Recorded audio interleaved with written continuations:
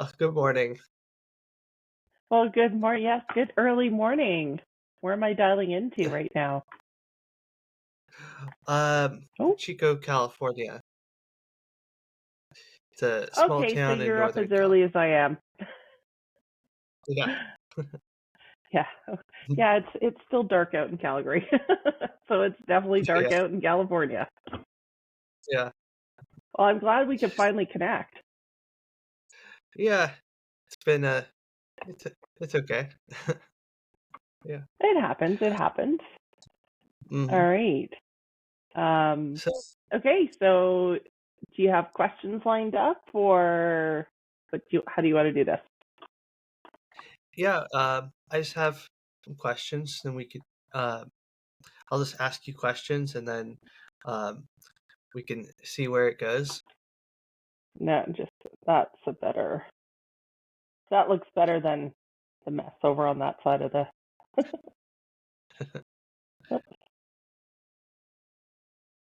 Oh, oh, now the camera has a life of itself. Okay, that's better. Yeah. If you're ready, I'll just be asking you questions, just like we're meeting for coffee, and I'm trying to get to know who you are. I'm good. I got my tea going. All right. Hello, Janet. Welcome to the Faith Forum podcast. Why don't you go ahead and introduce yourself a little bit? Absolutely. Thanks so much for welcoming me this morning, Elliott. My name is Janet Lymer. I'm a certified fundraising executive, and I'm the executive director of the Calgary Catholic Education Foundation, located here in Calgary, Alberta, Canada. Hmm. Okay. Uh, so how long have you been doing that? I've been in this role. This is my 6th year. I started with the foundation in 2018. So the Okay. purpose of the foundation is that we are a charitable status organization under the Canadian Revenue Agency. Mm. And pardon me, we support the third largest school district in the province of Alberta, which is the Calgary Catholic School District. Mm. Catholic education is publicly funded in the province of Alberta, as it is in Ontario and Saskatchewan. This Mm. is protected under our constitution here in Canada. Mm. So that's quite different from America, where it's like Mm-hmm. separation. Yes, Okay. for Catholic schools in the States, it's a parochial system where the school is affiliated with the parish. Mm. We are within the Diocese of Calgary, but it is publicly funded through the Alberta government. Our education system in Canada is that it is done by province and territory. It's not a national system that we have. Okay. Um. hmm. So what what got you into education? Well, as a parent who raised 2 children in the school district, I was always passionate about the fundraising aspect of it and supporting the local school and how we can support other schools in need. Our school district has 118 schools currently and has Mm. a population of over 62,000 students enrolled from K to 12. Mm. So it's fairly large in our geographic area of the city of Calgary, Chestermere, Airdrie, and Cochrane, which are surrounding boroughs. Mm. The I was in marketing. My background has been in marketing for decades in tier one companies such as British Airways um, and WestJet, which is a domestic carrier here. Okay. I had also worked for provincial governments. I had worked for other entities, and in 2010 or thereabouts, I was caring for my mother at the same time as raising my family and married to my spouse, and something had to give. It was almost a cry from me to God to say, "Help! I need something, or else I'm going to break."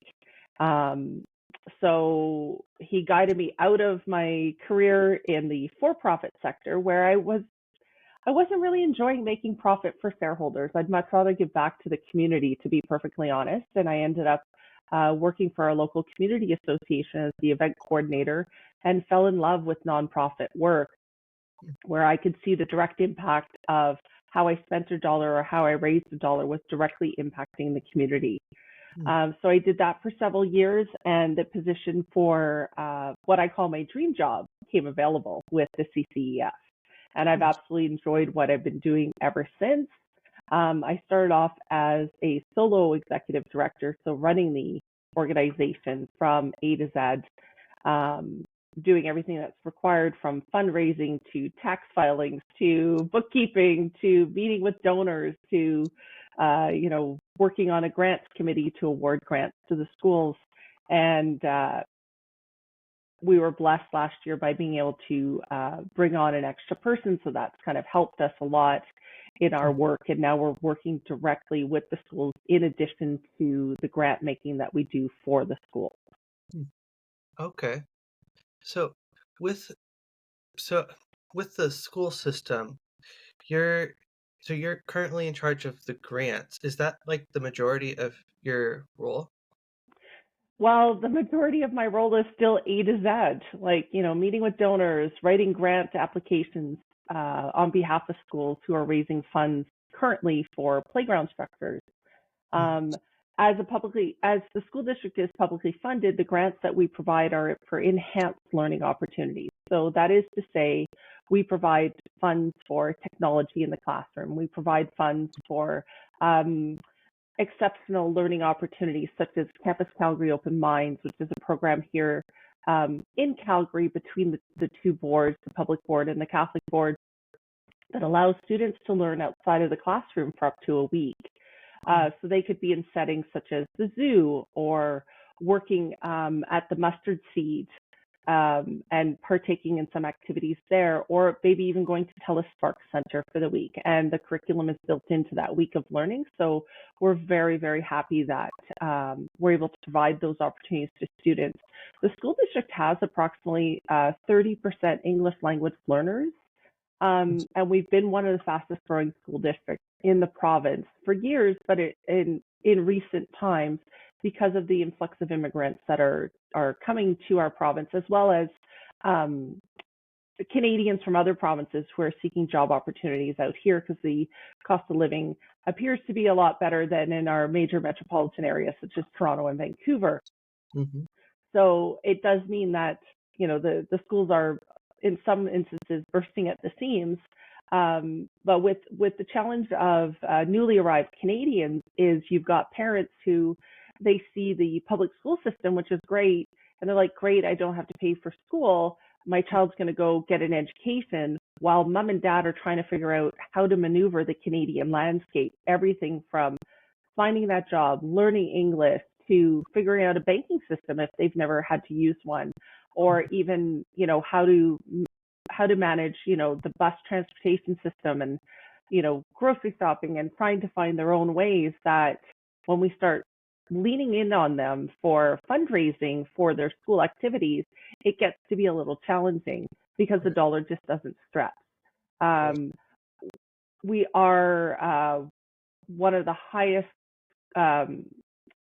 cost nations in the world. Like, our cost of living can be quite high in some instances compared to other countries. So that's understandable when that move is made, that it's a little bit of a shock for people to come here. For Canadians who've been here forever, it's just this is life, right? Like, we just go on. We complain about the cost of gas going up and everything else, or the taxes and whatnot, just like anybody else, right? So, but we just really try to empathize as a foundation to reach out and support the schools. So we have schools that absolutely don't need our support, which is fantastic, but we're there if they need us. And then other schools who rely on us heavily to be able to provide them the extra funding that they need to make those technology dollars stretch that they get from the government. Or in the case of playground infrastructure, these infrastructures can cost anywhere from $250,000 to $400,000. Like, it doesn't matter if that's Canadian or US dollars. That's a lot of bake sales that a school has to do. Once upon a time in Alberta, Catholic entities were allowed to participate in what's known as the Charity Casino Scheme.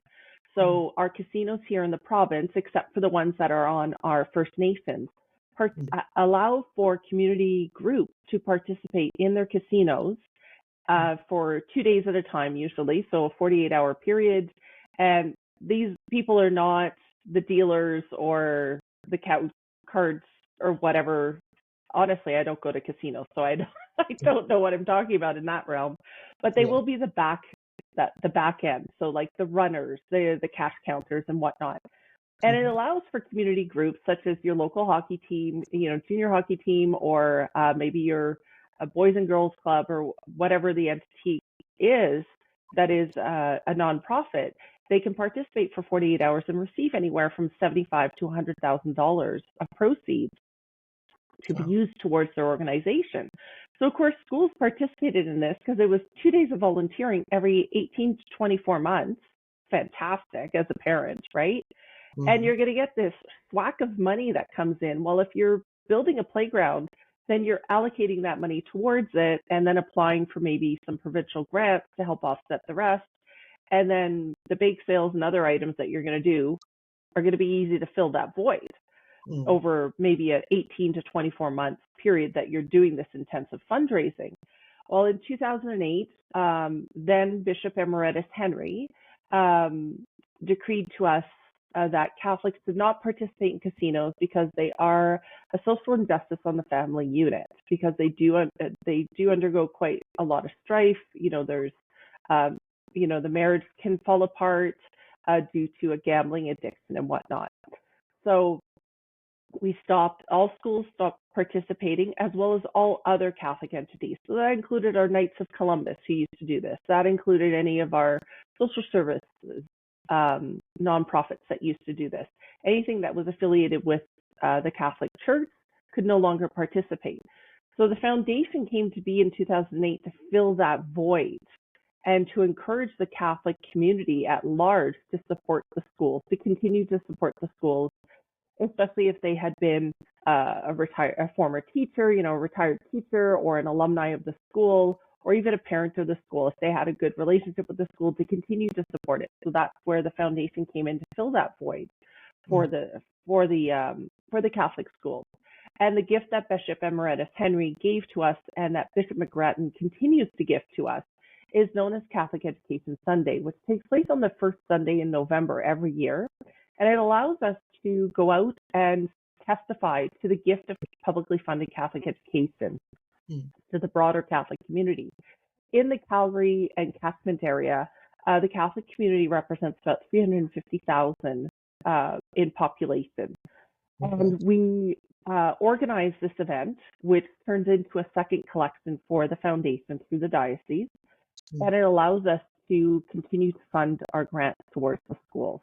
So Mhm. we do this every year. So it's been ongoing. We're now into our 15th year, and or 16th, I guess now, 2024. And it allows us to testify to the gift across 45 parishes and 181 mass times in multiple languages.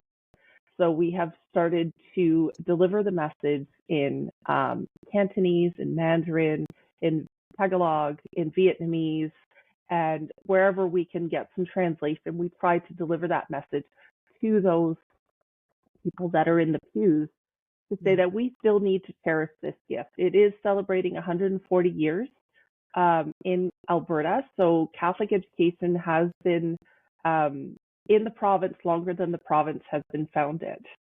So it's something that we're quite proud of as Catholics here. Okay. That's cool. So when you say that, um, are you saying the courses are delivered in multiple languages? Sorry, say that again. Were you saying that the school courses are in Oh multiple no, languages? I'm talking about the message that we deliver at the parishes. We try to deliver in Oh, multiple languages because we do have a lot of parishes that will say the mass in that native language. okay. Yeah, that makes sense. Yeah, yeah. We do have schools in the district that do provide a dual language course. So, of course, Canada being a bilingual country with French and English, we do have French immersion schools within our district. And I do know of some Spanish schools and some Italian language schools as well that are provided. Okay, yeah. Um, so with your role specifically, how do you see do you see it as like a ministry calling or more of secular? I do see it as a ministry calling because I'm actually able to live my faith in my work, which is not something that I found I could do in the private sector, right? Like as a Catholic for an international or a national airline, you kind of had to tuck that in the back pocket, and you know, you only talked about it if somebody else raised the comment or something, or you found a relationship with somebody in that respect. So I'm very grateful that I'm able to live my faith on a daily basis. Our district, we do have a district ordained chaplain as well as a district chaplain, and mass is given to us in the district head office once a week, which is a lovely way to spend, half hour, 45 minutes in prayerful contemplation. And it's right there in our building. Our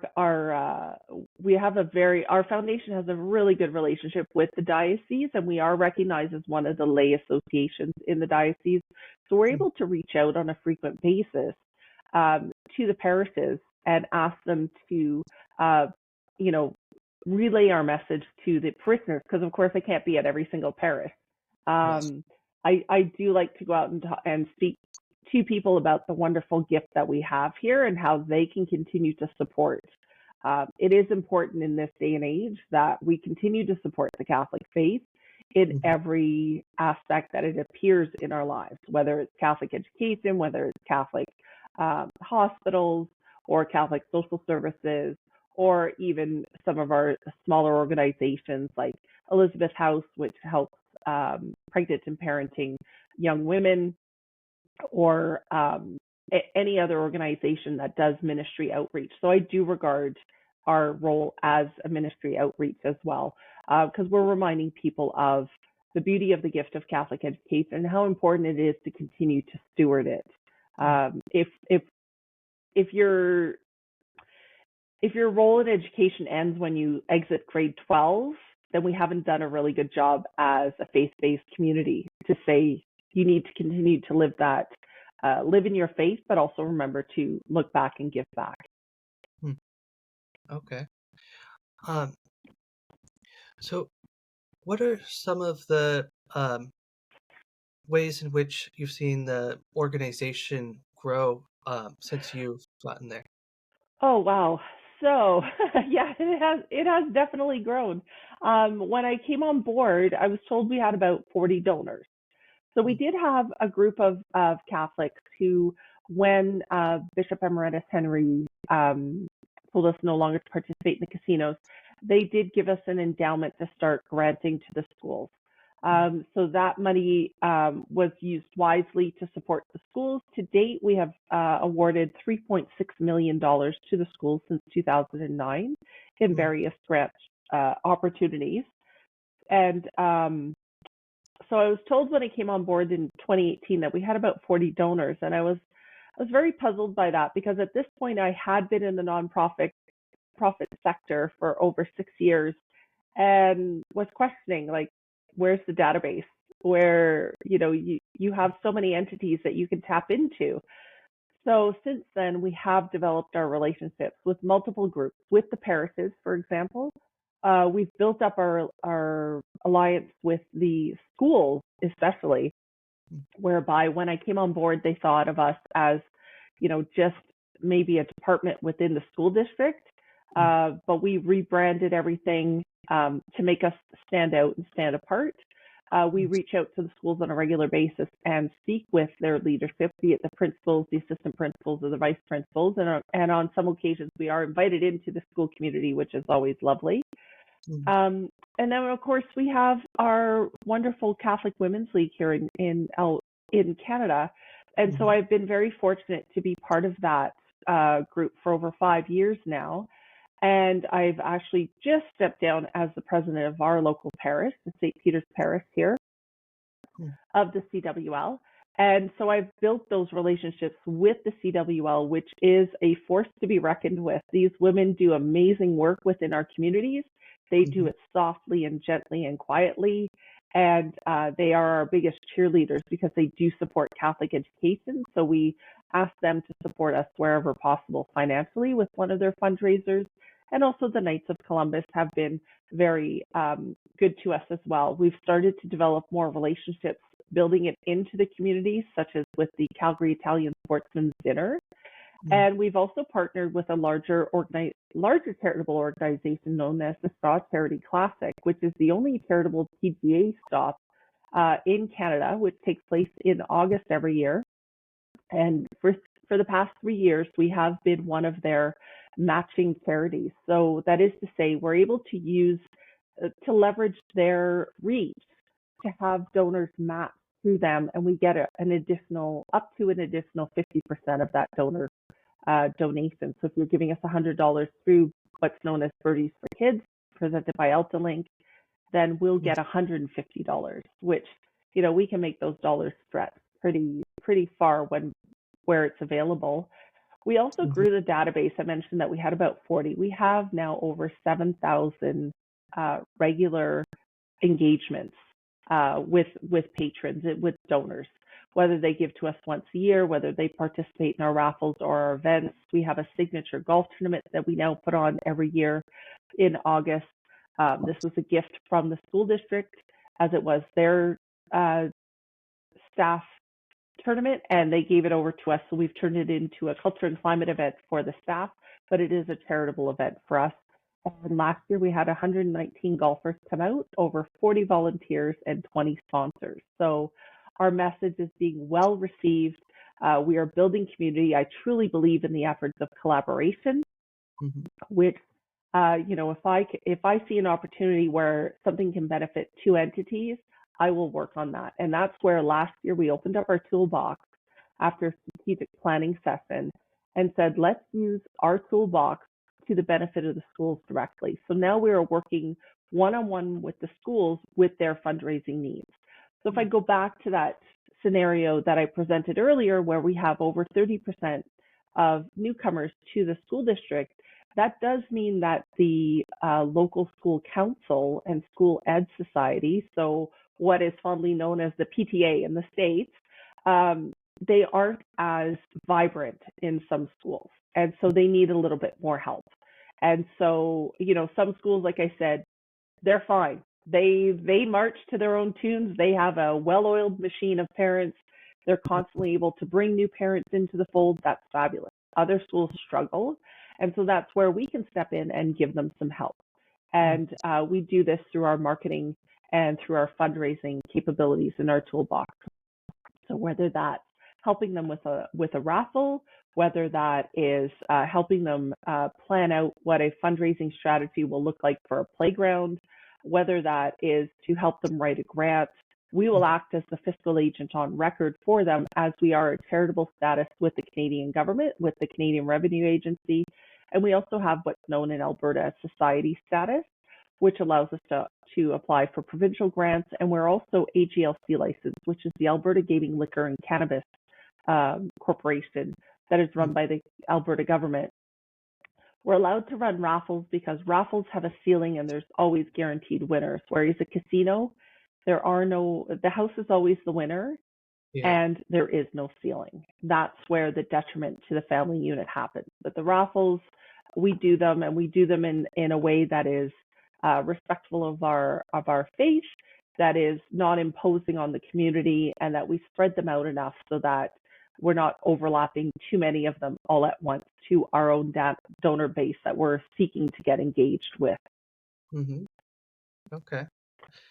Um, so I'm trying to paint a picture of like how all this works together in my head. But I do too. so the Calgary Catholic Education Foundation, its primary role is to raise funds and provide resources to all the different schools. That's right. And then the individual schools are educating people, of course. Um, That's right. uh, would you say that the the main goal for your organization is to help better educate people, or to what? So our role is to provide equity in fundraising. The public board here in the city has a multitude of levers that they can rely on, including the schools participating in casinos. So that gives those schools an unfair advantage from a fundraising perspective. If that school that's in the same neighborhood as a Catholic school is able to get, say $75,000 every 2 years, that makes a huge impact on what that school and vitality looks like to the community. Mm-hmm. So we try to make it equitable on the other side of the street, so to speak. The curriculum is imbued with our Catholic faith, which is a beautiful thing.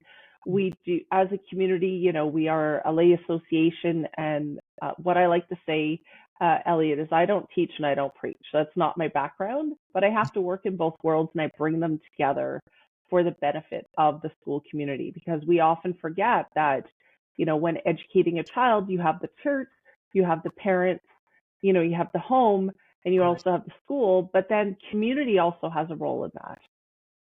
So if we're showing that, your community cares about you to help you put in a new playground, or your community cares about you to make sure that your school has a breakfast program, or that your sports fields, or maybe not sports fields, because I won't cross that's public land, so I can't go in there.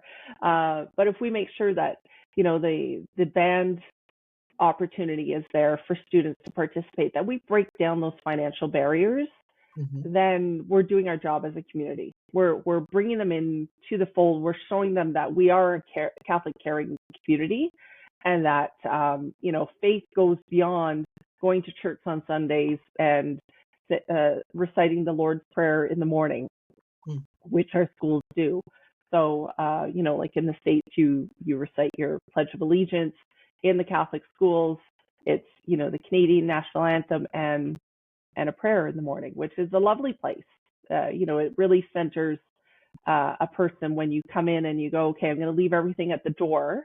Whatever happened, whatever fight I had with my brother in the morning over the breakfast cereal, I'm going to forget about that. Now I'm going to center myself and start my day. And it's just a beautiful way to showcase, or to show to a child and to a community, that we're here to support your faith in every way.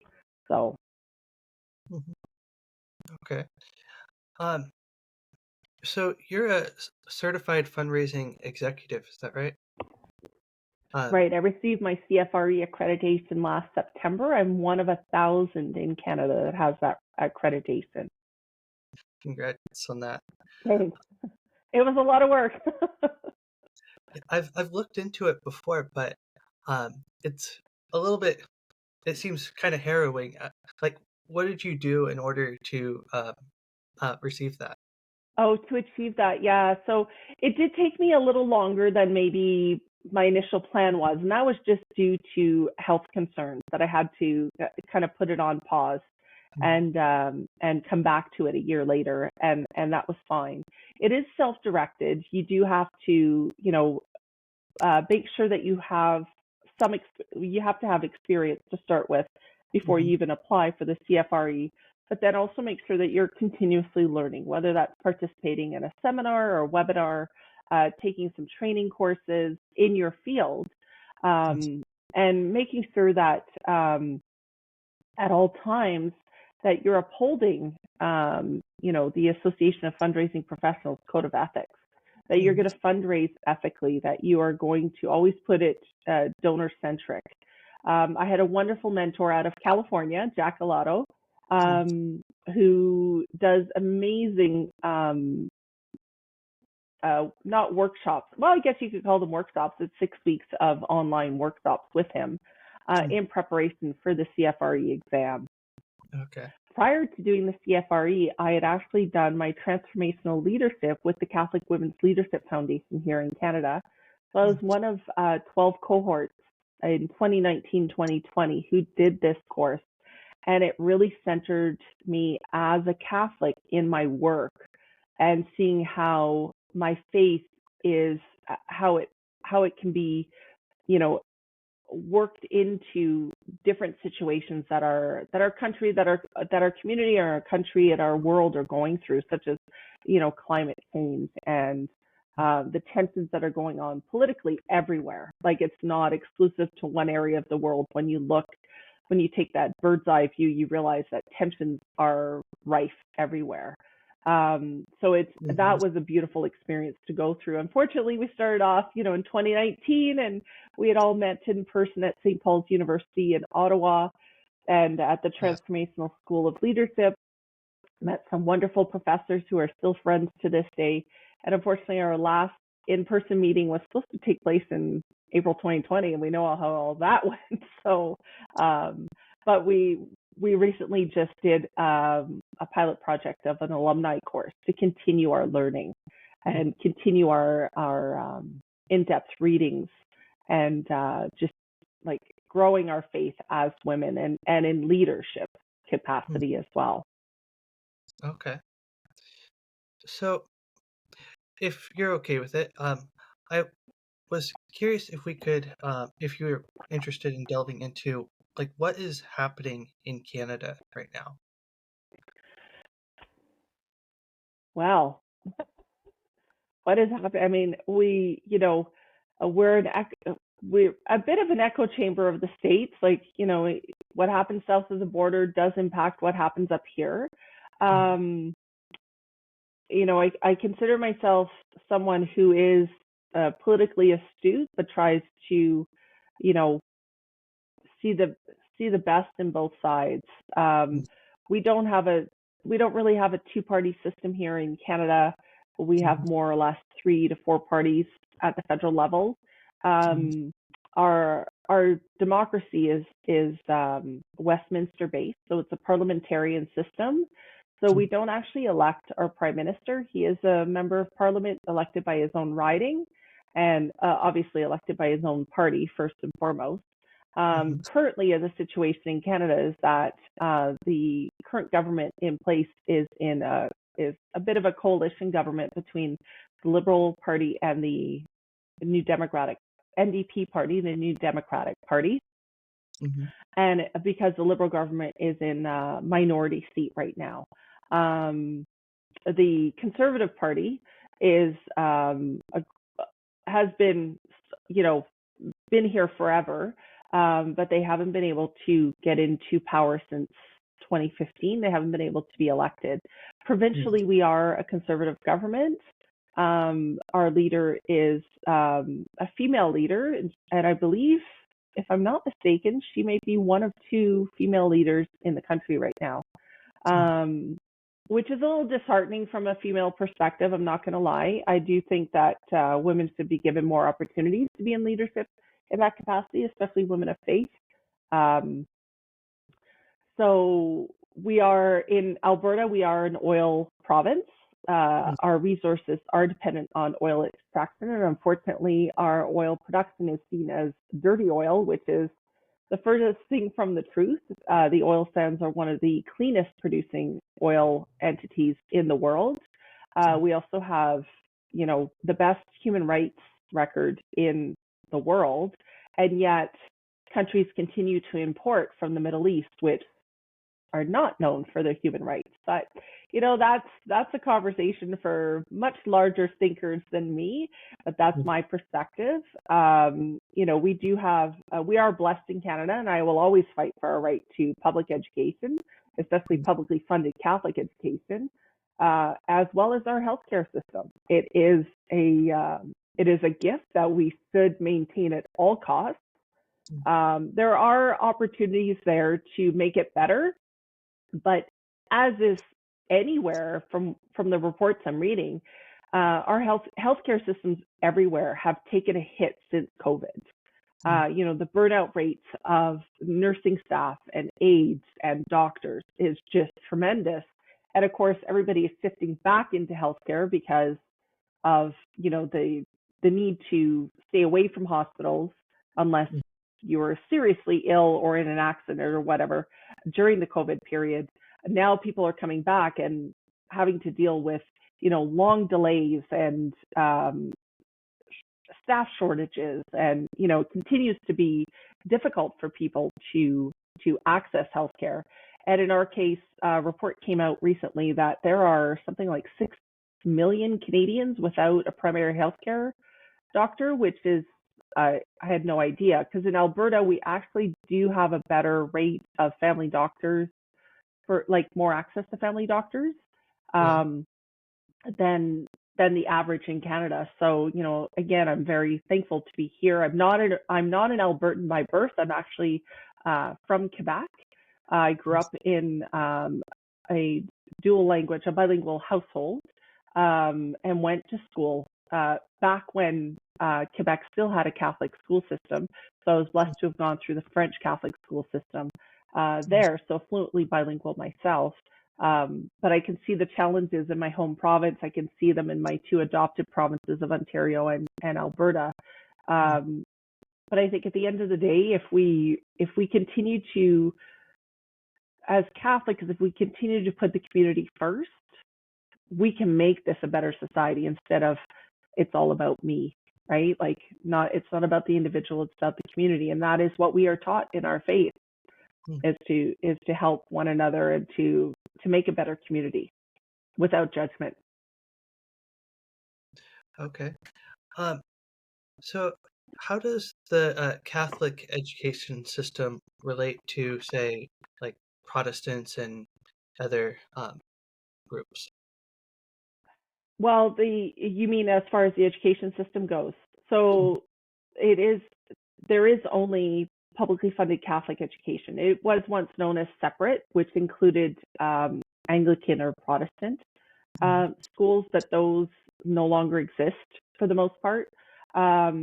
So it is, when we talk about a separate school district, we are referring to the Catholic school districts.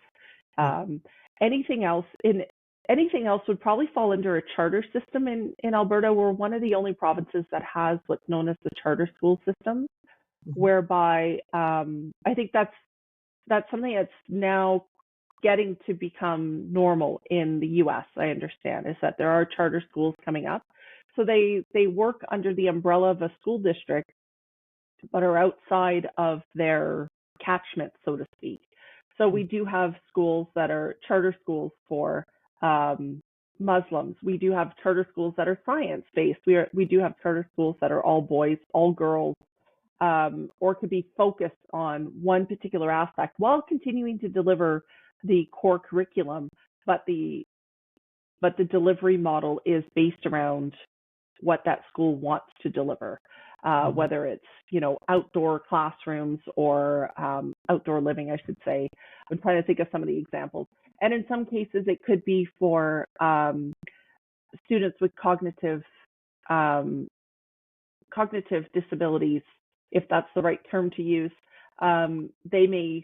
Their parents may choose to send them to a charter school, which isn't quite private, but it is selective on who gets admitted, Mhm. um, and who can participate, as well as capping the enrollment. Whereas in a Mhm. public school district, you can't cap the enrollment and everybody is welcome.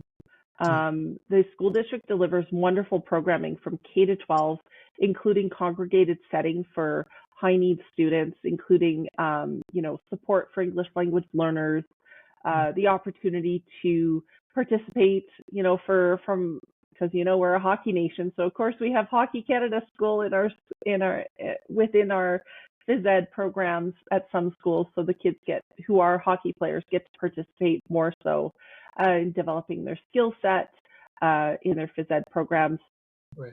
And we also have wonderful, music programs and everything. And of course, the extracurriculars. Like, where would childhood be without the extracurriculars of, basketball and volleyball? And we're so blessed that all these teachers want to support that. And Mm. of course, in Calgary, we're actually like quite the football production here. We do have quite the football following. We have our own CFL team, Canadian Football League, um, which we like to say, vis-a-vis the US, our fields are longer and we get it done in 3 downs, right? So, um, so it's a lot of fun. And as a retired football mom, my son played football for the local high school. Um, that high school has a storied history of football, and it was wonderful to see him grow through that program and then go on with a scholarship to a university outside of the province. So we do have lots of opportunities here. It's it's just a it's just a wonderful setting to see, Catholic education delivered in just a regular setting, to be perfectly honest. The high schools look like any other high school. The elementary and junior highs look just the same. It's just once you walk into that building, you realize there's something special going on here, right? When you're able to see, an iconography, or you see your local parish priest coming in to do a ministry there, or the CWL participating in May, for example, the month of May, with the Rosary with students in the elementary schools and teaching them to pray the Rosary. It's just wonderful. Or the Knights of Columbus coming out on Shrove Tuesdays to do the pancakes. So, it's just heartened to see all that, and they really do deliver on, supporting the whole child. Mm-hmm. So, and growing into the whole person, because that's what God wants us to do, right? So, and share our gifts where possible. And that's where I think that as a fundraiser, I can share my gifts. I can talk your ear off about the benefits of supporting a Catholic school in this program, whatever it may be, and you're going to go away going, thanking God that I've stopped talking and that you've handed over your check. So Yeah. Well, so I just have a few questions left for you here. Mm-hmm. If someone is interested in learning more about fundraising, do you have any resources or books that you recommend? Absolutely. So my first stop would be to visit your local chapter of the Association of Fundraising Professionals. Find out from them, if you're interested in this field, go to them. It is a professional organization we subscribe to. There are tons of mentors there. Reach out to them, find out what courses you can take. There's a plethora of courses put on, whether it be from the AFP themselves. CFRE is the organization that gives the accreditation, so they also have a wealth of information. As far as books go, there's the fun. I'm trying to think of the title. It's a fundraising book that we used in our coursework, which was instrumental in making me successful in getting my accreditation. Reaching out and networking with people, finding out, what does this charity do? I also look to a lot of local charities and national charities to see what is it are they doing, and how are they delivering this program, or this, in this case, this fundraising event, how are they being successful in it? And honest to goodness, if you reach out to somebody, chances are they're going to be more than happy to talk to you. As I saw Birdies for Kids charity with the golf tournament, I've had multitudes of local charities in the province who've reached out to me saying, so and so at Birdies for Kids said to contact you because you deliver this type of program, or you've delivered this kind of fundraising by matching them. Can you tell me how you did it? I'm more than happy to share that with anybody, right? So, making sure that you are always following the AFP code of ethics is first and foremost. If something doesn't feel right, it probably isn't right.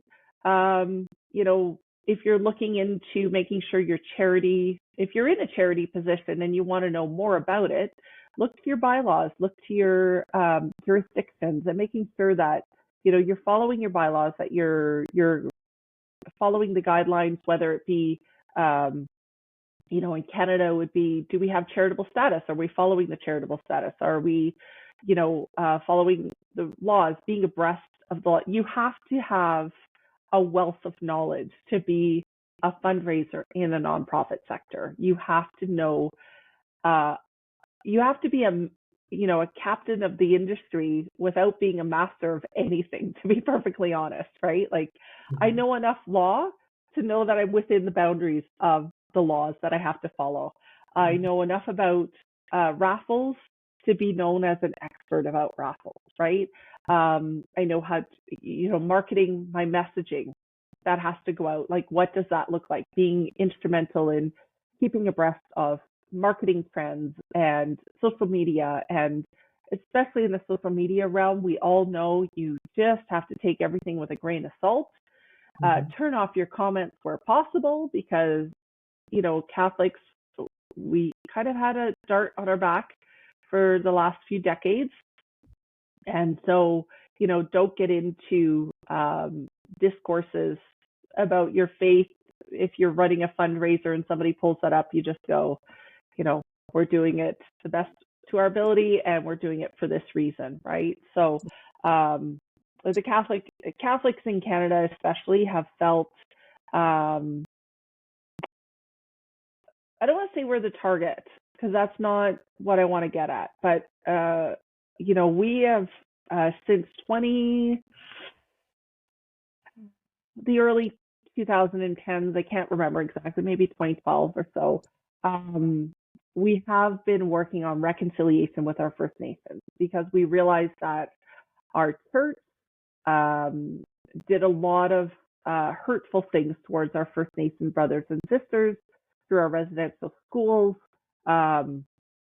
through what's considered atrocities really on First Nations. So we've been working, our governments have set the path forward for us. We have 150 actions that we are supposed to take part in.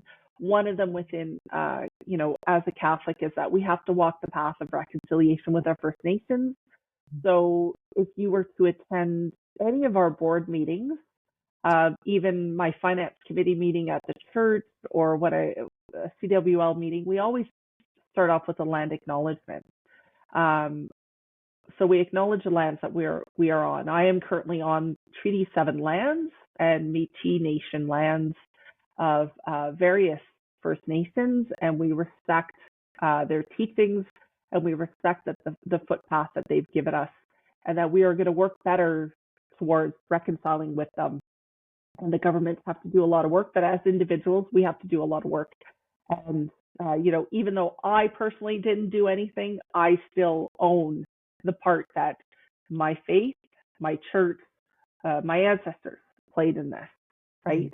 In walking. So we have a lot of work to do. It is I would say it's getting a little better, but we continue to work, right? So one of the projects we supported last year was a medicine wheel at one of our newest high schools, All Saints. And it is just a beautiful installation on the foregrounds of the schools that the whole community can participate in. And I do believe the blessing ceremony happens this spring, so I can't wait to go to that. So it's important that we bring our children up in sensitivity to the cultures that are around us as well. So there's a lot as a fundraiser that you have to be aware of. You can't just chug ahead and go, I'm just going to go up to, ABC Corporation, ask for $1 million. Well, if you don't know the first thing about ABC Corporation, how their mission and community investments matches with yours, you're not going to get very far, right? So, there's a wealth of information out there. I would say start with the Association of Fundraising Professionals. There are chapters across North America, and any one of us who's a chapter member would be more than happy to have a cup of coffee or tea and just find out more. Like, what do you want to learn about becoming an AFP, and how can I help guide you, right? So. Okay. And if people want to donate towards towards your guys' organization or find out more, where would they go? Absolutely. So our website is theccef.ca. So that is the Calgary Catholic Education Foundation.ca. So the CCEF.ca. We have a multitude of programs that we can direct your donations to. Any donation of $25 or more receives a tax receipt.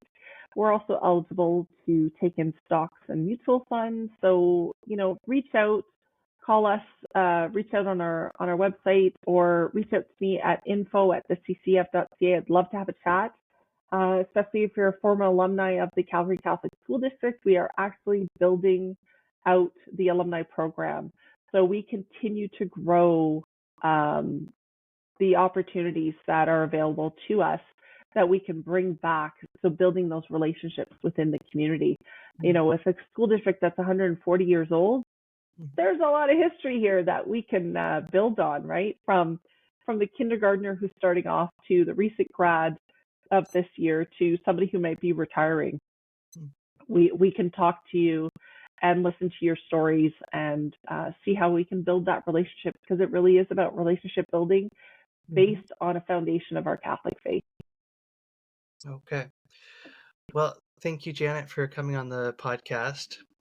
Thanks for having me, Elliott. It's been lovely. I look forward to hearing many of your podcasts in the days to come.